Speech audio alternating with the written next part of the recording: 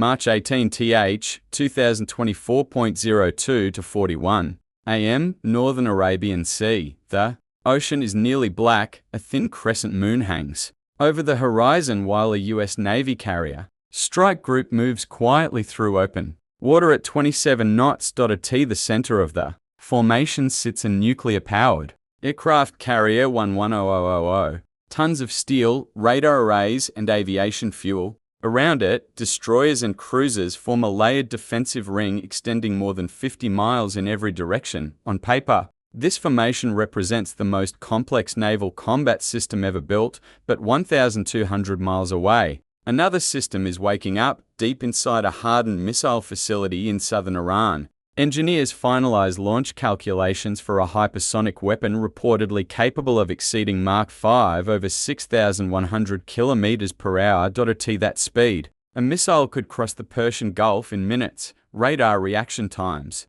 shrink, interceptor windows narrow, command decisions compress into seconds. The assumption seems simple: if a hypersonic missile can outrun defensive interceptors, then the aircraft carrier becomes vulnerable. But the real question isn't about speed, it's about systems, because modern naval warfare is not decided by a single missile or a single ship. It is decided by a chain of sensors, algorithms, data links, and weapons working across hundreds of miles of ocean, and that raises a deeper strategic puzzle. If hypersonic missiles move faster than traditional defenses can react, why has the US Navy built its entire strategy around a system that assumes those missiles can still be stopped? To understand the paradox, you have to start with the geography. The Persian Gulf and Arabian Sea form one of the most heavily monitored maritime regions on Earth. From Iran's southern coastline to the center of the Gulf, the distance is often less than 300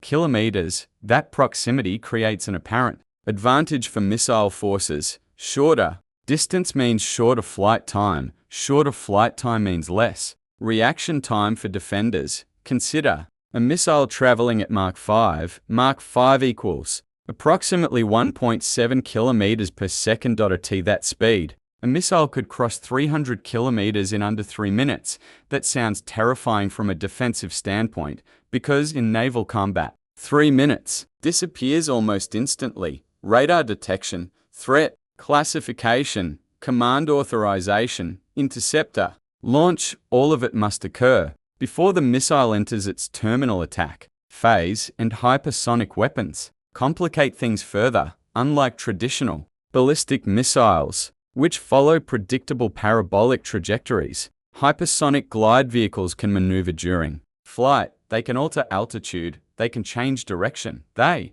can exploit radar blind zones created by the curvature of the Earth. That curvature is one of the most important physical constraints in naval warfare. A radar positioned 20 meters above sea level can typically detect targets only out to about 18-22 nautical miles at low altitude. Beyond that distance, the Earth itself blocks the signal. This creates what military engineers call the radar horizon, and hypersonic weapons are designed specifically to exploit it. A missile flying low over the ocean may remain invisible to shipboard radar until the final phase of its flight, which means the carrier strike group may only detect the incoming threat when it is already less than 90 seconds away. For many navies, that would be catastrophic, because interception requires time. Missile defenses must calculate trajectory, fire control systems must assign interceptors guidance,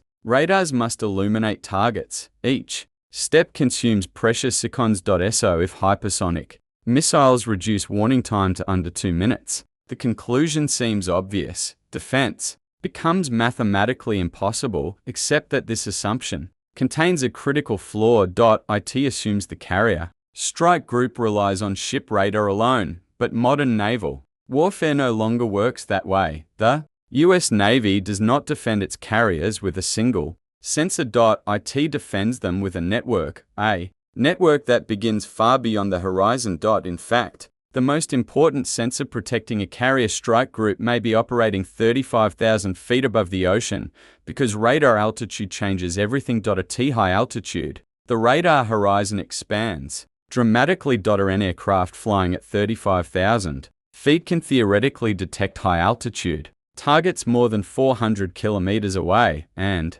when combined with modern signal processing, phased array radar, and multi-sensor data fusion, that aircraft becomes something far more powerful than a simple surveillance platform. It becomes the first node in a distributed kill chain inside the radar dome mounted above the fuselage of an airborne early warning aircraft. Thousands of electronic signals sweep across the sea. Every reflection is analyzed, filtered, compared against a massive library of radar signatures: fishing boats, cargo ships, civilian aircraft, weather patterns, missiles. The system continuously separates noise from threat, and when something unusual appears, something moving at several kilometers per second, the entire network begins to react. Because detection is only the first step, the real power of the system lies in what happens next. The radar aircraft does not fight alone. Instead, it shares information instantly across the strike group. Encrypted data links transmit targeting information to every ship, aircraft, and command center in the network within seconds. A destroyer 120 miles away may know exactly what the radar aircraft sees: speed, heading, altitude, predicted trajectory, and most importantly, time to intercept. This changes the defensive equation completely. Instead of reacting at the last minute using shipboard radar, the strike group may receive 10 to 15 minutes of warning before a missile arrives.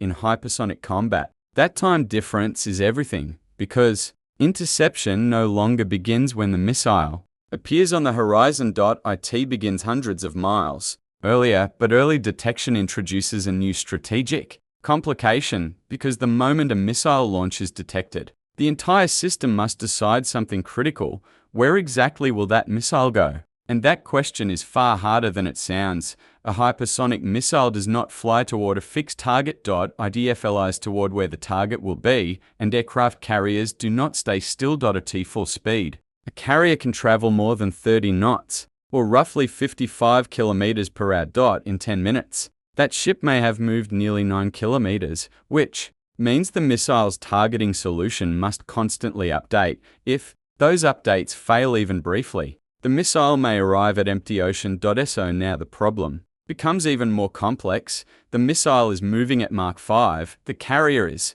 maneuvering, radar signals are bouncing across the atmosphere, data is flowing between ships and aircraft, and somewhere inside that web of information, a decision must be made. A decision that determines whether the missile survives long enough to reach its target, because detection is only the beginning of the kill chain. The real battle begins when the system decides to act, and that moment introduces the next layer of the equation: the hidden architecture of the US Navy's integrated defense network, a system designed not just to see hypersonic weapons, but to intercept them. When the missile launch is detected, the system does not react emotionally. It reacts mathematically. The radar return appears first as a faint anomaly on the airborne early warning aircraft's display, an object accelerating far beyond the speed of conventional aircraft. The software begins calculating instantly: velocity, heading,